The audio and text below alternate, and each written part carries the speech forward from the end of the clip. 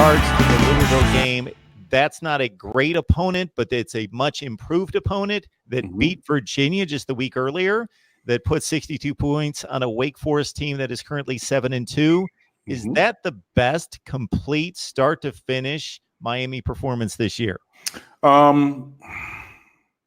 Probably, and it wasn't even that great, really. I don't know. I know that we lost that game, but that Florida game was pretty complete. I mean, I know that the offensive line were turnstiles in that game, so I'm not calling any game perfect. And, Miami gave up 500 yards to Louisville.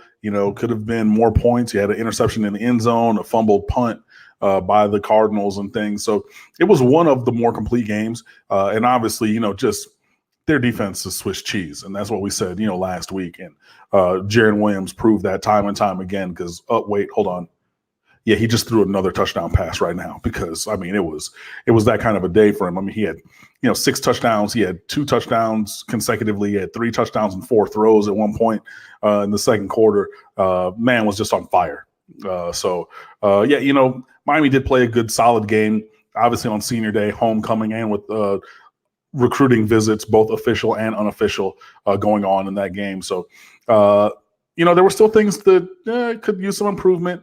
A couple blown coverages, some missed tackles.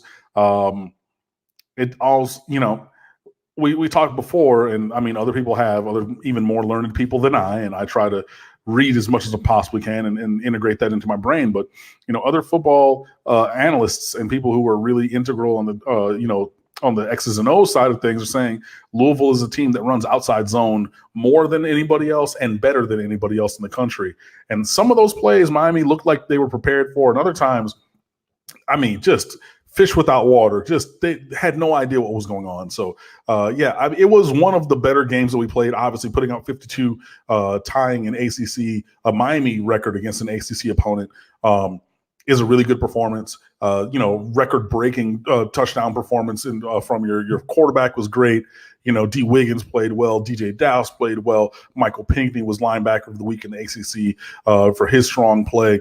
14 tackles for loss, 3 sacks. All kinds of really good things. 3 turnovers. But yeah, the kind of yardage you gave up, you let them hold the ball a lot. But then again, Miami scored really fast in this game. I think there was only one drive where they scored that was like over 3.5 minutes. It was just zip, zap, zoom down the field against them. So it was one of the better games Miami's played this year. It really showed that Miami is the team that I was expecting to see throughout this season. When we lost to, Virginia Tech or Georgia Tech, the Miami we saw against Louisville, that was the one that was inside of my brain.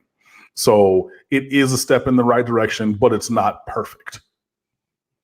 Folks, notice the debut of the Miami green on the banners today. Yeah, the official Miami green. I go with the orange because it's typically more associated with the Canes, but I went with the green and looked up the color code for the green, and it's a nice little look. It's a very regal, bold forest green of sorts, more so than I expected. Looks good.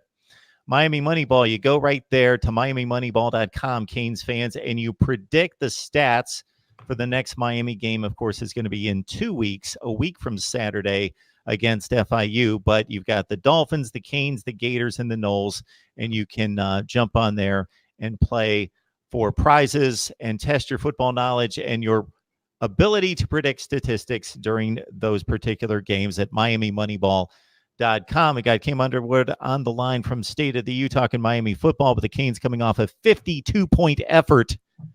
What is the next best offensive scoring output for this season for this team against a Power 5 team? That's an answer I don't have. If you hold on, I don't either, and I'm scrambling to find it. But this 52 stands out. Yeah, I just looked on nowhere close to that. CFB stats. It's the 35 in the loss to Virginia Tech. Okay, 42-35. Yeah, okay, that would be. There it is. Yeah, that's the only other time that we've scored more than 30 against FBS team. You had 25 in North Carolina, 20 against Florida, yada, yada, yada, 21 against Georgia Tech, trash.